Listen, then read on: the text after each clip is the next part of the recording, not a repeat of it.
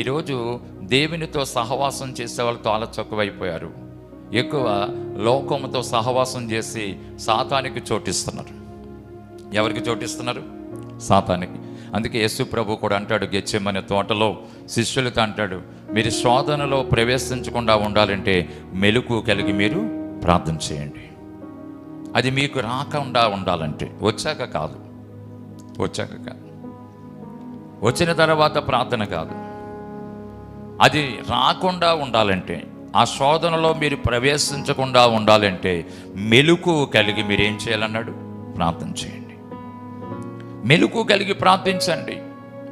మీరు మెలకువ కలిగి ప్రార్థించినప్పుడు ఆ ప్రార్థన ద్వారా వాడి యొక్క క్రియలు, వాడి యొక్క పన్నాగాలు, వాడి ప్రయత్నాలు, వాడి ప్రభావం మీ మీదకు రాదు. ఆ పన్నాగాలు, ఆ ప్రభావం మీ మీదకి, మీ కుటుంబాల మీదకి రాకుండా ఉండాలంటే మీరు మెలకువ కలిగి ఏం చేయాలన్నాడు? ప్రార్థన చేయండి. మెలకువ అంటే ఏంటి? భక్తి విషయంలో మెలకువ. ఈరోజు శనివారం సాయంత్రం 7 గంటల నుండి అక్కడ మన మందిరంలో ఏం జరుగుతుంది? ఉజ్జీవ ప్రార్థన జరుగుతుంది. మనం వెళ్ళిపోవాలి, కుటుంబాలతో అటెండ్ అవ్వాలి.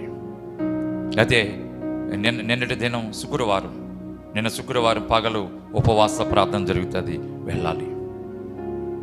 లేకపోతే నెలలో ఆఖరి రోజు రాత్రి, నెలలో ఆఖరి రోజు రాత్రి మాసాంతర కృతజ్ఞత సంపుడ రాత్రి ప్రార్థన, వెళ్ళాలి. నెలలో 2వ వారం 2 రోజులు ఉపవాస ప్రార్థనలు జరుగుతాయి. ప్రతి నెల 2వ వారంలో 2వ శుక్రవారం 2వ శనివారం పగలు రాత్రి ఉపవాస ప్రార్థనలు, వెళ్ళాలి. పాలు పంపులు పొందాలి. ఆదివారం ఆరాధన, వెళ్ళాలి. కుటుంబంతో వెళ్ళాలి. ప్రతి ఉదయం చీకటితో లేచి భార్య, భర్త, బిడ్డలు ప్రార్థన చేసుకోవాలి, పాటలు పాడుకోవాలి, వాక్యం చదువుకోవాలి. అప్పుడే దినచర్య ప్రారంభించి